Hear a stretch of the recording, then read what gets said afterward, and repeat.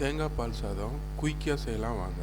குக்கரில் ஆயில் கொஞ்சம் ஊற்றிட்டு அதுலேயே நெய்யும் கொஞ்சம் ஊற்றிட்டு ஜாய் ஜீராம்பாங்க, அந்த ஜீரகத்தை ஒரு அரை ஸ்பூன் போட்டு பட்டை லவங்கம் ஏலக்காய் பிரிஞ்சால் இலையை போட்டு கருவேப்பிலை கொஞ்சம் போட்டு அதில் ஒரு 4 பச்சை மிளகாய் போட்டு லைட்டாக வணக்கிட்டு வெங்காயம் கொஞ்சம் போட்டு கலர் மாறாமல் வெங்காயத்தை வணக்கிட்டு அதில் இஞ்சி பூண்டு பேஸ்ட்டு போட்டு நல்லா வணக்கிட்டு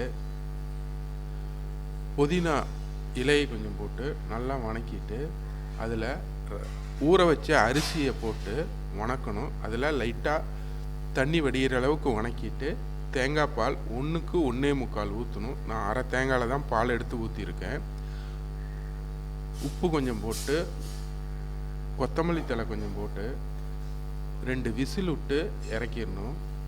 நமக்கு தேவையான தேங்காய் பால் சாதம் ரெடி. இதுக்கு வெஜ்ஜு நான்வெஜ் கிரேவி சூப்பராக இருக்கும். சாப்பிட்டு பாருங்கள்.